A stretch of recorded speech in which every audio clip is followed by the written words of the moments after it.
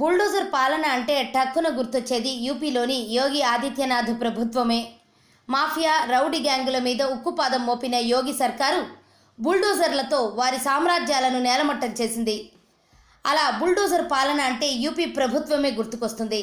అయితే మహారాష్ట్రలోని ఏకనాథ్ షిండే ప్రభుత్వం కూడా యూపీని ఫాలో అవుతున్నట్లు కనిపిస్తోంది. మహారాష్ట్రలో కూడా బుల్డోజర్లు స్టార్ట్ అయ్యాయి. మరి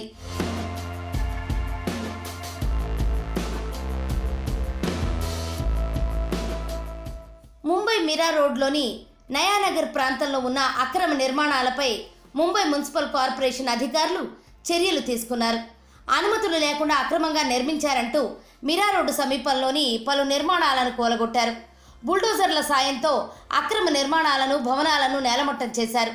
అయితే ఈ విషయం ఇప్పుడు ఎందుకు ఇంతలా చర్చకు దారితీసిందంటే దానికి వేరే కథ ఉంది.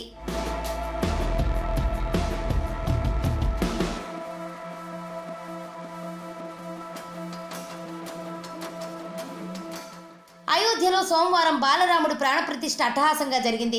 దీంతో దేశవ్యాప్తంగా పండుగ వాతావరణం నెలకొంది. దేశవ్యాప్తంగా చాలా చోట్ల ప్రజలు ర్యాలీ తీస్తూ వేడుకలు జరుపుకున్నారు. అయితే మిరా రోడ్లో కూడా సోమవారం వేడుకలు జరగ్గా వీటిలో కాస్త ఉద్రిక్తత తలెత్తింది.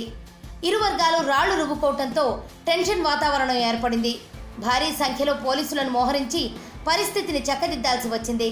దీంతో ఈ ఘటన దేశవ్యాప్తంగా హాట్ టాపిక్గా మారింది.